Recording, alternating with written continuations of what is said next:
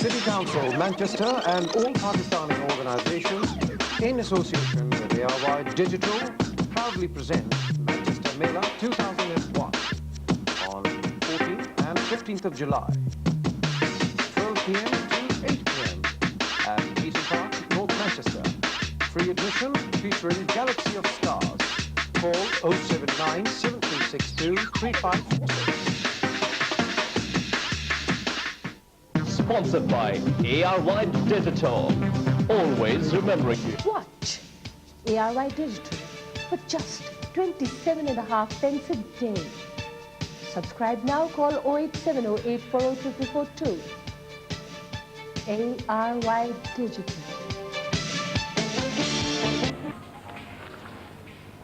Hello Nazreen, Assalamu alaikum. Welcome to the Weekend Brunch. Sanya और वजाहत आपके साथ है on ARY Digital. It's Sunday the 20th of May already and it's steaming outside. यहाँ भी कुछ गर्मी हो रही है वजाहत. थोड़ी सी गर्मी लग रही है मुझे भी like you know. क्योंकि हमारे साथ बहुत से interesting मेहमान हैं. बहुत से interesting मौजू है and it's election fever as well. So we'll be talking about that later on in the program. But right now, recap. I think cricket is on. That's true. Yeah. But did you see yesterday's match? I didn't. I caught some of the highlights, but.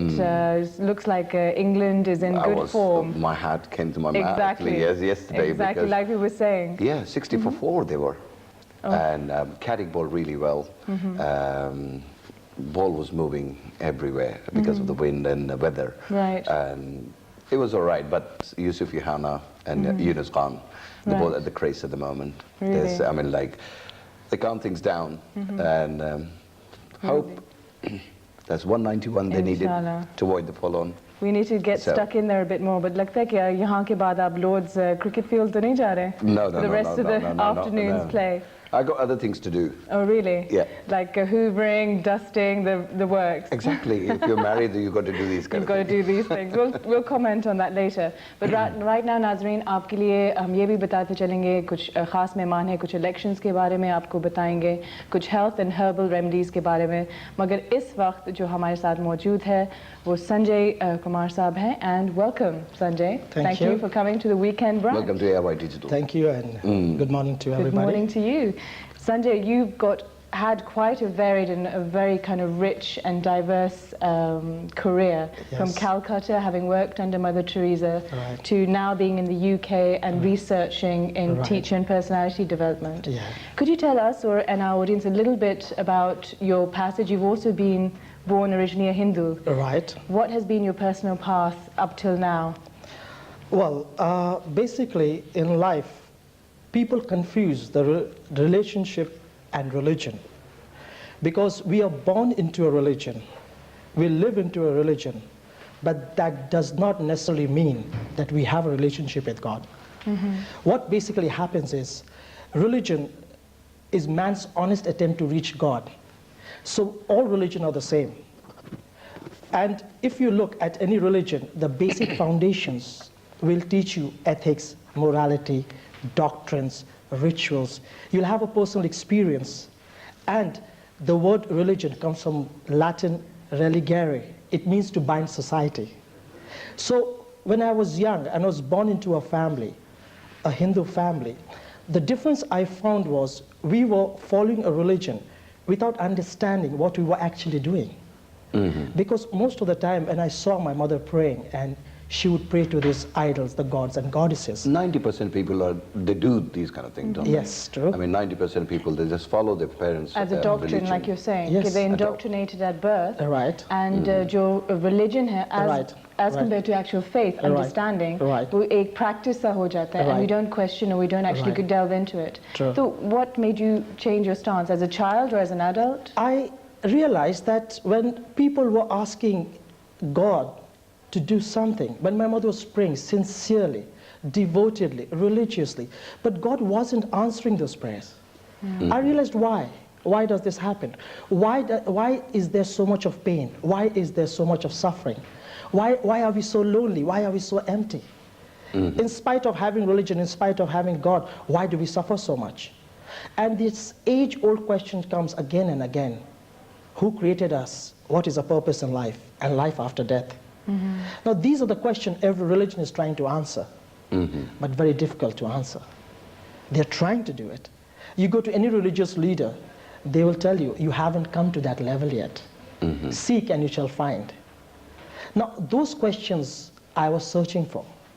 And then you have certain moral values which is taught by your parents, which is taught by your teachers.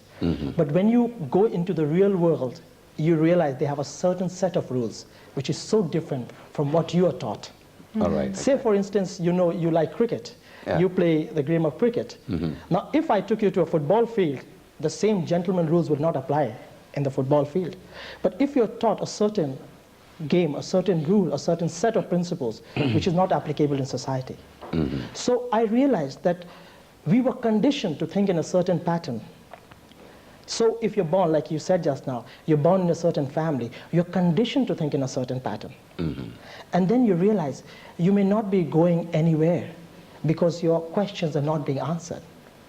Maybe it's also part of the way you question something or the people you question. Often, for example, in Islam, Right. a lot of people, rightly or wrongly, I mean that's a personal choice, often go to people like peers or Maulvis and not necessarily alims or scholars to say, well, I have this problem, I can't quite figure it out from my own understanding or knowledge, you help me.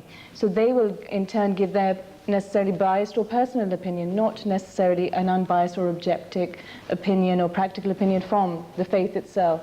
So often living within a human society as we do, interacting with humans, like you were suggesting, why necessarily are people in pain or are they suffering? Because we take good and bad from each other and often it's bad. Right. Because of whatever reason we're competitive or we're not united or people sometimes you find are very unfriendly and even cruel. So that suffering stays within the community. So through religion or faith, like the instruction you said, we are given instruction through our families or through society. But then we grow and we develop a personal choice. कि ये actually गलत है, ये सही है, ये मेरा मज़हब सिखाता है, ये मेरा society सिखाता है, मुझे इन चीज़ों से मेरी अक्ल क्या बताती है? Yeah, Sania, मैं आपके like, and I agree with you what you're saying, like, because मगर इतना मैं कहता हूँ, because if you don't study, doesn't matter what religion you belong to. If you don't study your religion, if you don't study what's going on in the religion, what actual religion says, it's not just like Sanjay said, like, you know, just looking at a person, saying like this person is a sane person. Like you said, people going to the Maulvis and asking, show me the right way. But I will say to them, like, because there's the Quran is there for you. Right. That'll give you exact the right way, right path to go about. The Quran has got everything in it. Basically, what you want to, how you want to behave in life with people, and what's going to happen after that. If you read it from your heart, and it's like a practical thermometer. Exactly. एक situation है आपकी and I want your opinion about that. Right. This is an age-old question which people struggle when you're talking about religion. The question here is what we think is right or what we feel is right. Yeah. You said just now your heart. Yeah. Now the same question was put by the French philosopher Rousseau. Rousseau used to write wonderful letters to his sister. And in one of his letters he writes, "Sister, whenever I'm tired in the night, I put my head on my hands to rest. I think there is no God. But when I wake up in the morning, I open the window and look at the nature outside. I feel there is God." Now Rousseau wanted to be sure which one is correct, what I think is right or what I feel is right. Now Rousseau's ultimate conclusion was that a person may feel that 2 + 2 is 5 and you cannot change that. In other words, a person may feel a tree is God, you cannot change that. A person may feel his mother is God, you cannot change that. A person may think his wife is God, you cannot change that. But if you analyze that 1 + 1 is 2, therefore 2 + 2 is 4. In other words, you have to have a parameter. You have to have a place where you can analyze that what you're thinking is right or what you're feeling is right. And how do you do that? For instance, you said just now that you are going to go to Lord's to see the cricket. Are you going? Yeah. But in case you decided to go, how would you go? Would you just sit in your car, drive and go to Lord's? Or would you check a map? Or would you follow the same routes you followed before? So like you said, when you speak Or about the Quran, or a direction that somebody has given you. But how do we test it? So at my outset, that's why I said, religion was man's honest attempt to reach his higher power, a God of his understanding. Because we all question ourselves at some point of time or the other, who is our creator? What is our purpose in life? And life after death. So you may feel that this is right. It couldn't be right. You may think this is right. That couldn't be right either. So how do we know? So how do you describe faith, Sanjay? Faith is things which is not seen, but substance which is hoped for. For example, if you take out a 50-pound note and you give it to me, I have faith in that 50-pound note that when I go to some place, to the supermarket, I can get 50 pounds worth of goods. And why do I have that faith? Because it says, the government promises you that this stamp, this paper has value. So if you're sitting on that sofa, if you're flying on a plane, you don't see the guy who created that plane. You don't see the pilot, but you have faith by buying that ticket, by going to the company, that they will take you safely from here to Karachi. So you may not have seen the things, but you hope for it. Okay. And that's what faith is all about. You may not have seen the guy who made this building, but you know it's not going to fall on you. You hope it's not going to fall on you. That's the faith. Okay. So are you saying that there's a stark difference between religion and faith? It is, indeed. And would you, as an individual, from your personal passage, have you kind of stepped out of religion and pursued faith itself? Exactly. Say, for instance, I meet you for the first time, and I meet you for the first time. And you talk to me very nicely, you take me out for dinner, you entertain me. I share a few moments with you, quality moments with you. After that, I meet 20 of your friends, and I ask them, what sort of people are they? Somebody can say they're very intelligent, some can say they're very beautiful, some can say they're utterly stupid, some can say they're arrogant. Now 20 people will have 20 different opinions about you. But at the end of the day, what is my relationship with you? So as you said rightly in the beginning, that when you go to a peer or you go to somebody who gives his own interpretation of religion, you're getting a second-hand experience. So if I go to your friend and ask what sort of person you are, I get a second-hand experience. But when I meet face-to-face with you and I experience my personal relationship with you, that is the real basis of my relationship. So religion was man-made. It was a map. It was an experience which people wrote in order to bind society, in order to help people. Now imagine, with religion in this world, there's so much of evil. Imagine a world without religion. What would have happened? Chaos. And one thing I must say at this point, I have observed, because we're speaking about religion relationship, you'll observe people will wrangle for religion. They'll write for it. They'll fight for it. They'll kill for it. They'll even die for it, but they'll never live for it. Because being truly religious, it means you have to practice religion in its purest form. It's true. बिल्कुल All आपने right. Okay, सही बात very की good है. question. Sanjay, take us the path you went through from, because you were Hindu to start with. Now you're an atheist. I was an atheist, yes. Well, Hinduism, not many people know what actually Hinduism is. Hinduism is not a religion. In fact, the word Hinduism is not an Indian word. It's not a Hindu word, so to speak. Okay. It's given to us by foreigners. When batches of people came to India and they landed in the Sindhu River, they didn't have the word sir in their language. Instead of sir, they say her. So when they went back to their country, they said, go to the Hindu River, see the Hindu people and see the Hindu way of life. What they were impressed by was the Hindu culture. And culture and religion are again different. Culture is when a group of people, living in some geographical surroundings, Interact. respecting some fundamental values for a long period of time, that was the culture. So Hinduism is a way of life. The actual definition of Hinduism is Hinam Dushyati iti Hindu, one who rejects the low, sensuous, animalistic values of life, lives for some higher principles or higher goal is a Hindu. So whoever you are, wherever you are, if you're living some higher principles or higher goals, you are Hindu. But Hinduism is not in the mosque, Hinduism is not in the temples, Hinduism is not in the mazar, Hinduism in the uniqueness of a person.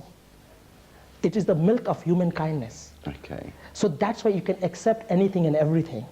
But as time passed, like people who were religious leaders, instead of motivating people, they wanted to manipulate. There's a fine line between manipulation and motivation. And people use religion like they say, as the opium of the masses. As they do in any faith. And they do in any faith. And they realized that gave them instant power. And they distorted this religion. Because a lot of people and a lot of our viewers will also say that, well, Hinduism also denotes the caste system, which is not prevalent in any other community society as it is structured in that particular community. So like you're saying, possibly religious leaders or political leaders use the culture or the religion of the day to create that, to manipulate rather than motivate. And amazingly enough, if you don't have caste system all over the world, but you have the class system. Yes. And that's how this caste system started. The caste system in India started with the class system. As you'll be aware, we have different IQs, different perception, different level of understanding, different educational backgrounds. And you do your job according to your abilities, your capabilities, your merits. And that's how class system has started, which in future, the so-called Brahmins, the people who are intelligent, people who wanted to rule society, because the Vedas, the Hindu scriptures, was beyond the comprehension of a common man. And they said, a time can come, our generations will suffer, our children will suffer. Why don't we put fear in the hearts of common people? And this is how they brought about the caste system in order to rule society. My God, that sounds like politics today. It is. It is. It's I mean, not, politics and religion are very close. Like I told you, whenever you're dealing with people, more than two, you have to be a politician.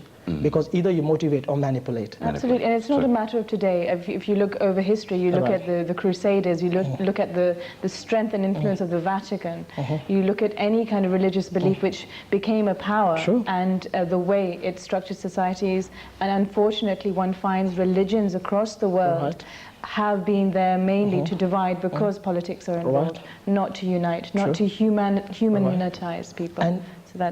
And that's true with any organized religion. So I was disillusioned with religion.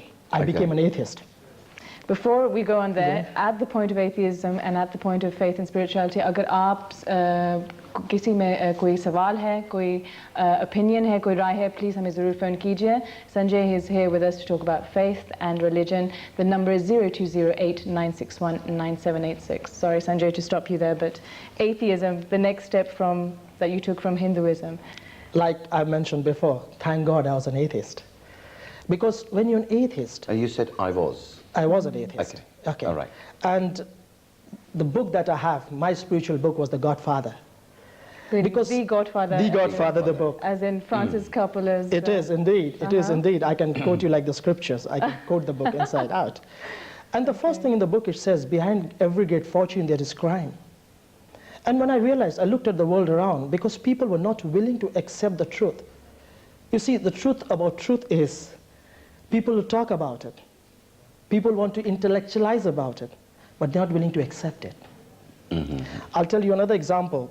There were two people, one a very rich businessman and a young philosopher, a believer in God. And they were having this discussion. The rich person tells his friend, look at me. I am so rich. You know why? I don't speak the truth. I manipulate people. 150 people work for me. I've got 6 houses, 20 cars. The whole world is at my feet. Look at you, what have you got? You've got God with you. And look at you, where are you? And that person replies, he says, from tomorrow, speak what you want to speak. Do what you want to do. The same people will catch you and crucify you. And that's the truth of life. My goodness, that's very profound. I'll stop you there again, Sanjay. We already have a caller on the line. Assalamu alaikum ji. Assalamualaikum. Assalamualaikum. कौन सा है बोल रहे हैं? मैं इकबाल खोकर हूँ. Iqbal Khoker sir, welcome to the weekend brunch. How are you keeping on? Very well, mashallah. Are you enjoying the show? Absolutely wonderful to see you. You're Thank you. absolutely doing a wonderful job. Thank you, ji. Now, am I ready to ask you a question? ज़रूर बोलिए. Yeah. Well, in fact, what the person is trying to confuse the issue between Islamic deen and religious concept. Right. There are two different entities, which has no comparison whatsoever. Right. So therefore, this is in fact is my question: how does anyone can define deen and a religion? Right. Iqbal Sahab, I had raised the issue of Islam as a comparative example to what Sanjay Sahab was saying, but he's not taken Islam as an example to uphold what he's talking about. He's been trying to construct faith out of religion from his own personal path, from Hinduism to atheism, and he's now moved on from that, which he will explain shortly. But Islam ka jo deen ka context wo maine raise kiya tha to try and use as an example to compare to the rationale that Sanjay is using. So he hasn't actually talked about Islam, but we can put that question to him.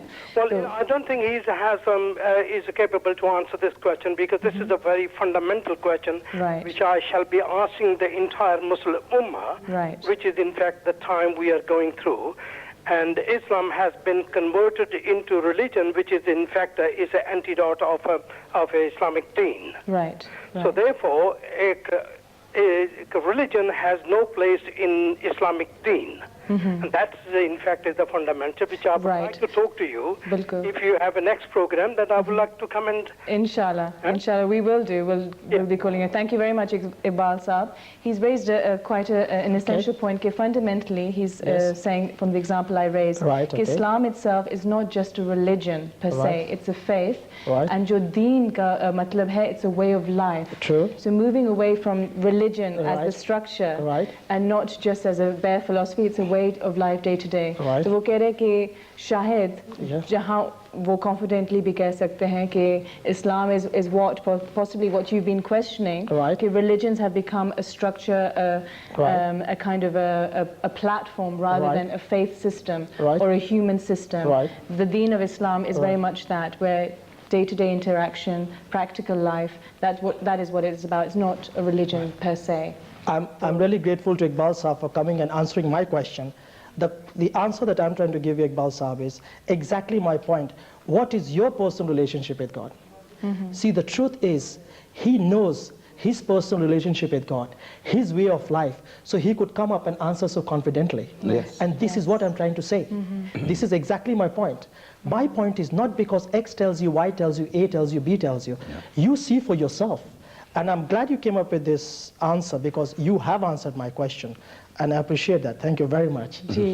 So coming back to atheism, aapko zara roka tha. Yes. You've moved on from that as well. Can you tell us about the passage from atheism to where you are now? Yes. What happened is, when I was an atheist, I said, the pleasures are in the world.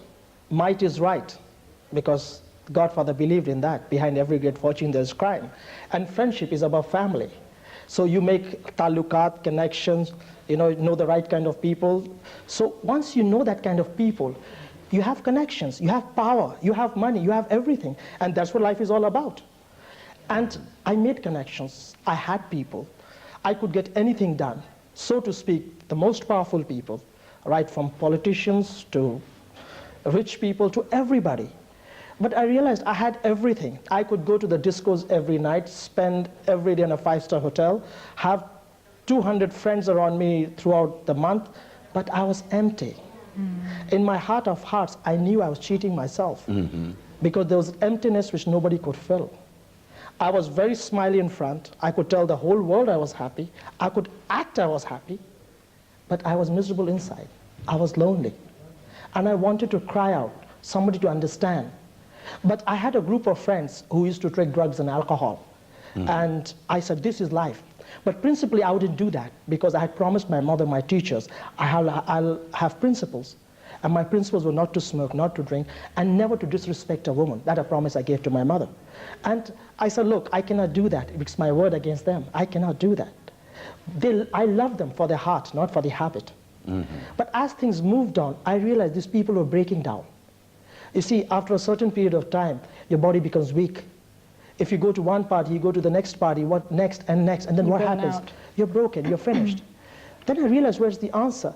And by mistake, I had personally taken up to refute every religious leader, every religion. For me, all religious people were hypocrites. But why? Because as a stance to take personally, why would you? It's because I've seen the manipulation around me.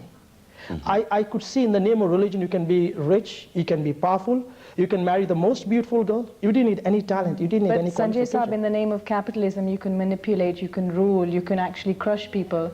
In the name of any ism, you can actually, where you have that power in essence, not just in religion, which we sometimes forget, because religion, the language used is maybe more personal. Any power. Okay. Capitalism per se, I mean, the culture of debt, the culture of capitalism and classism, as you said, which creates that. That is a huge control, and it's quite a frightening one, because it brings a part of society down. Right. See, it's human nature. All power corrupts. Absolutely. But when you're talking about religion, the difference between religion and politics is, in religion, you are expecting motivation. You expect love. For that is promised. But in politics, they don't expect you to promise love. They promise prosperity. They will promise money. So that's the difference. Why I was against religious people? Because they were the people responsible for the upliftment of society. They were responsible for benefit of your life. But when these things came about, I realized, no, they were taking advantage of people. And this is what I was against. Right. All right. We'll come to your point. We actually have another caller on the line. It's Abdul Saab. Salaam alaikum ji. Wa alaikum salam. Salaam alaikum. Welcome to the Weekend Brunch. बहुत-बहुत शुक्रिया. जी, आपका कोई सवाल? संजय साहब को सलाम दे दें. जी बिल्कुल. वालेकुम सलाम. तो संजय साहब, मैं आपसे बहुत एग्री करता हूँ कि ये जो जितने रिलीजियस हैं, लीडर्स हैं, सबके सब हिपोक्रेसी के साथ काम कर रहे हैं. And in fact, I was also in your line that I was not even believing in these things. But I would like to invite you. The book about Quran. I'll tell you, you find hundreds of books in the world in which it never mentioned that this book is beyond any doubt. Quran starts with that. This is the book which is beyond any doubt. So I would love that you should read this book. This is number one. Number two, Islam is religion of humanity. Islam is religion of personal relation with your neighbor. And our Prophet Muhammad, peace be upon him, he gave the message that the best of you is who is the beneficial to the society.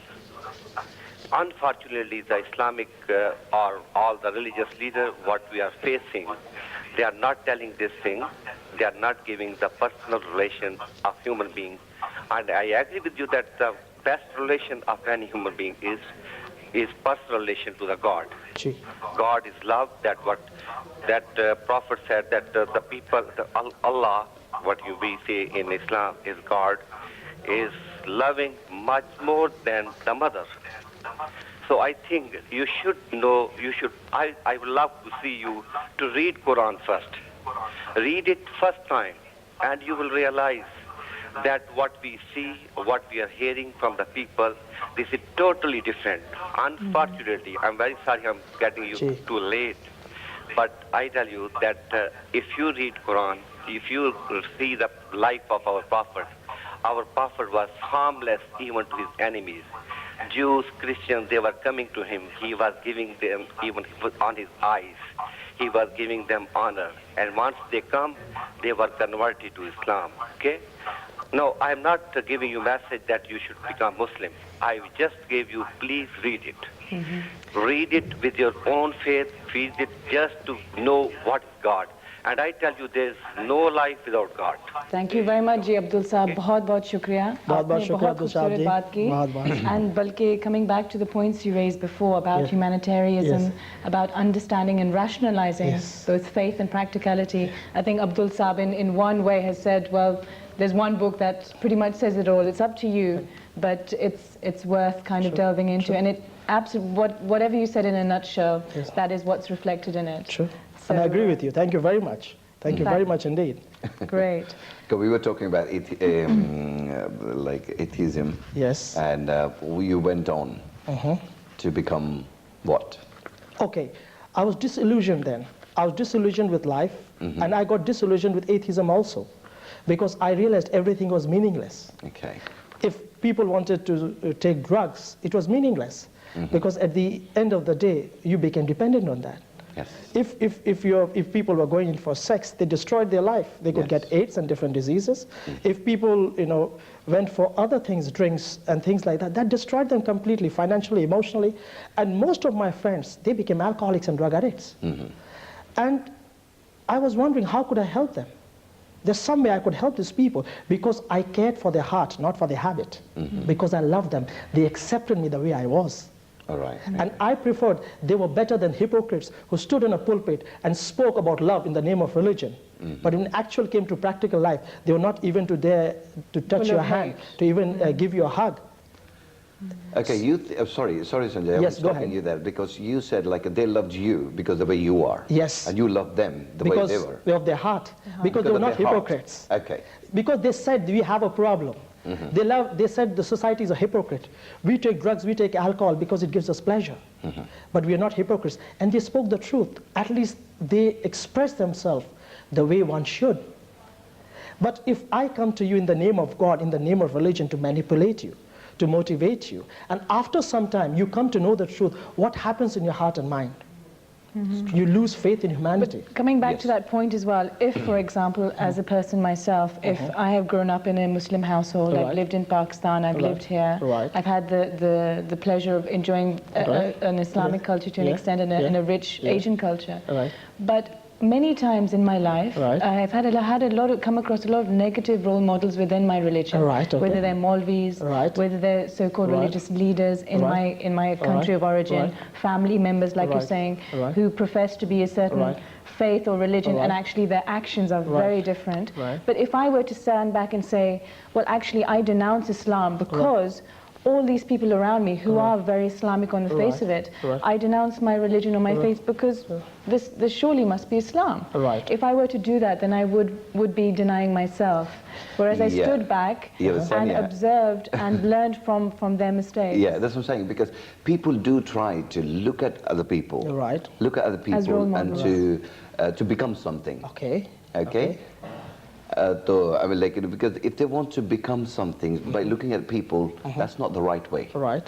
That's not the right way of doing it. I'll talk about this because I've got another caller on the line, like, you know, because definitely I'll discuss this, Sania. I'll take this point and I'll discuss with Sanjay. Hello. Assalamu alaikum. Walaikum salam. I just want to say that your guest was saying that his friends, they were saying the truth because they were doing all this bad stuff, but they were being truthful about it. But that's not true because they're not being true unto themselves. But they're not. They probably, that's what they were seeking for. True. No, but they're not being true. I mean, as in, like, they're not. They hurt. The heart was clean, but they're showing because of this world, that this world not giving anything to them. That's the reason they're taking their. They're not hypocrites. But they're not giving anything to the world back either. No. And also, you were saying in the beginning about experiencing firsthand. And, you can't experience true religion through the mullahs and the bees. What you need to do is have first-hand experience. And if you read the Quran, if you read the Hadith and the Sunnah, you will get a first-hand experience. That's the only way you can understand what the truth actually is. Yes. I'm sure that the Quran will put all your, doubts and all your illusions to everything. One side. Yeah, and it's true that in Islam, people say that Islam is extreme, Islam is fundamentalist. It's not. It's not because they don't know what the true Islam actually is. Exactly. And unfortunately, we don't have that in this society today. No. So the best thing to do is go back to the basics, go back to the Quran, go back to the Hadith and Sunnah. Exactly. Experiencing it for yourself. Very good point. Then go back to your friends and explain to them, look, this is the truth, this is what it is, this is what you have to, this is what you deserve for yourself because your heart is good, because I care for you, I want you to have this, instead of, all this other bad stuff. Very good point. Thank you very much, Sanjay. Bye. She's actually saying, because if they got clean heart, why they're hypocrites, like, why they're drinking, why they're doing because they were young people, they didn't have someone to show their path. For instance, we all need a guide. But if the guide is in darkness and he's misguiding you, where would you stand? How do you see that? Because they were the people who looked up to their teachers, they looked up to their mother, they looked up to their parents. But if people couldn't guide them properly, if you deprive your son out of precious knowledge of love, of precious knowledge of life, because most of the time what parents tell you, do as I say, not do as I do. So people copy you. You cannot, a weak teacher cannot make a strong student. And coming back to your point, the questions you were asking, the answer is, even I believe that if you need to speak to your father, you don't need an agent. You don't have to go through somebody else.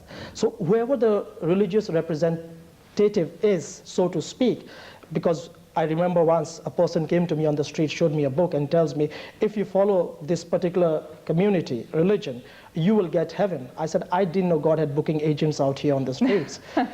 So people, in Speaker's Corner especially. And people were basically prostituting. It was called spiritual prostitution.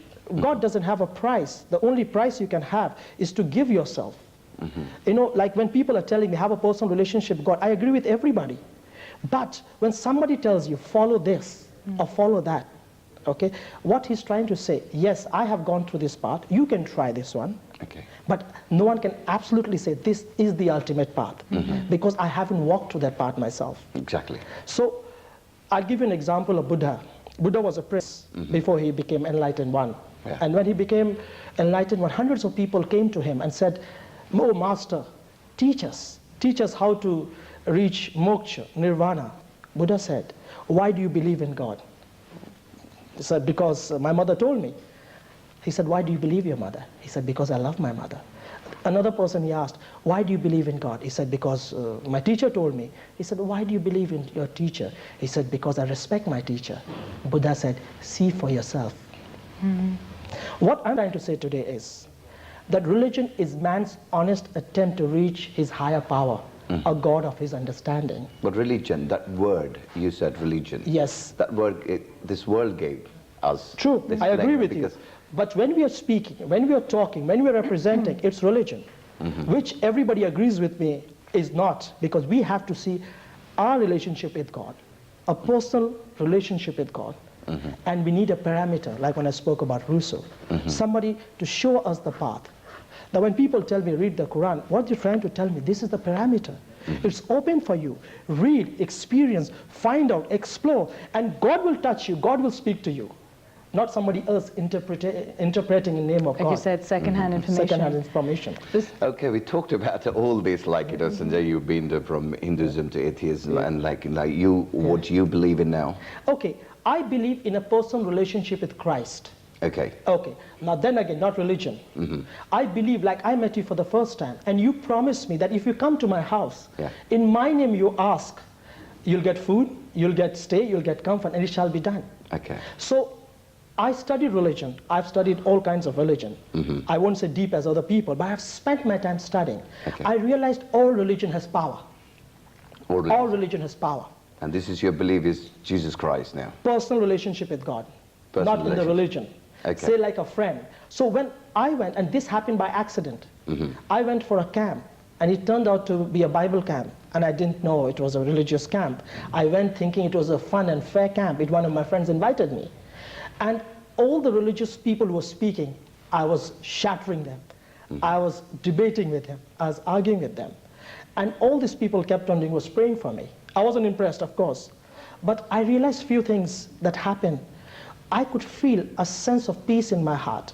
Not because what they said, but just because some things were happening. And I rejected that. I said, no, this is brainwashing. You know, because I'm in an environment, these people are brainwashing me. You get influenced by the environment. And I started questioning.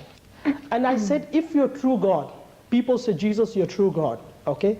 If you're true God, okay, show me the way. I have questions in life. You show me. I don't know how I get it. You show it to me. And every question that I had, I got it, either from a book, from the radio, from a friend, and I knew God was answering me. I don't know the Bible. I couldn't read the Bible. I don't understand the Bible.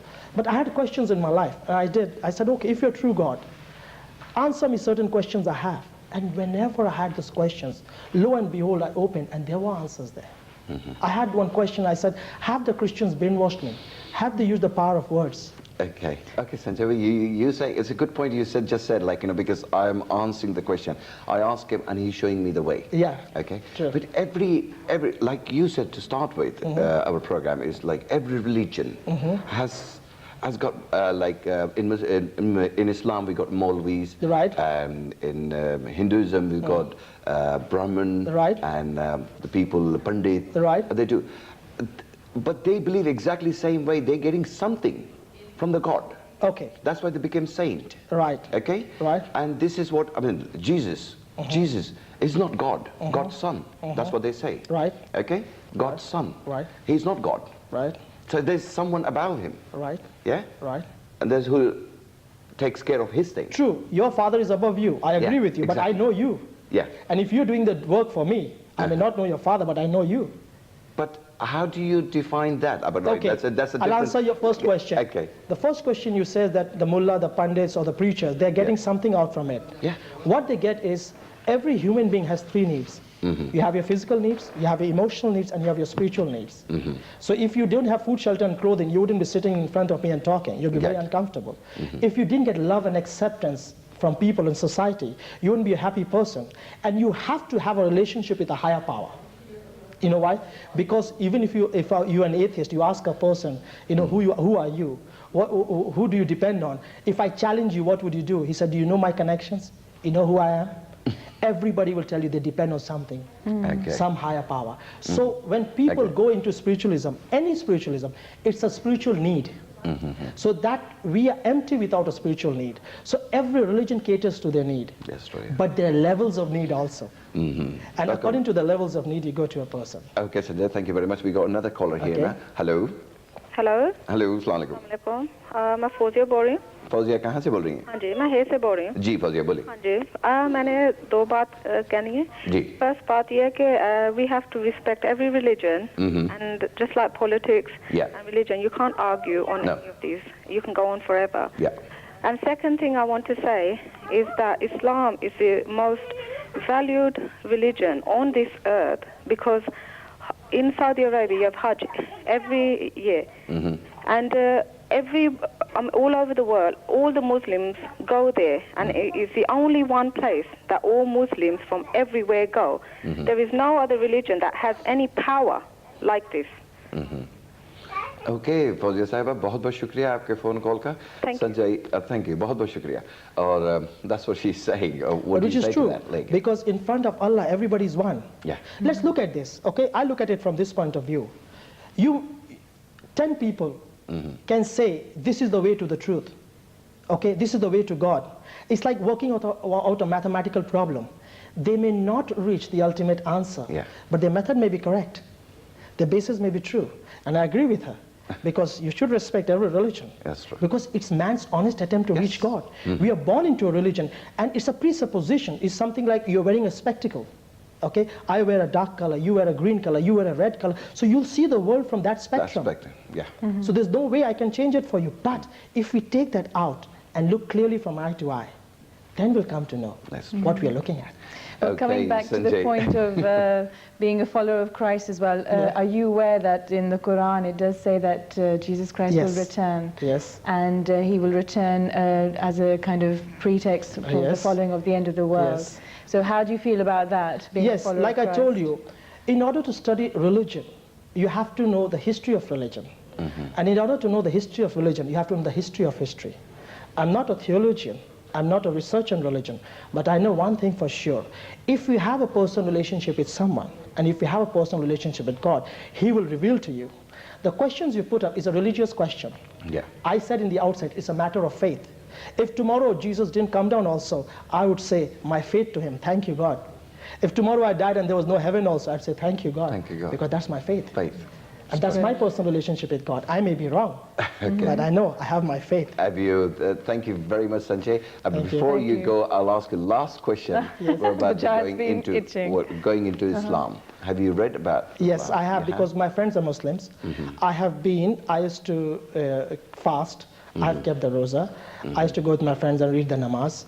And I found the same peace, the same power, everything other religion offers. The only difference was, every religion can inform you, can reform you, but my relationship with Christ has transformed me. And that's what it has done. Okay. Thank you very much, Sanjay. Thank you so much for coming. Thank you very much for your Thank you. valuable Okay, Nazin,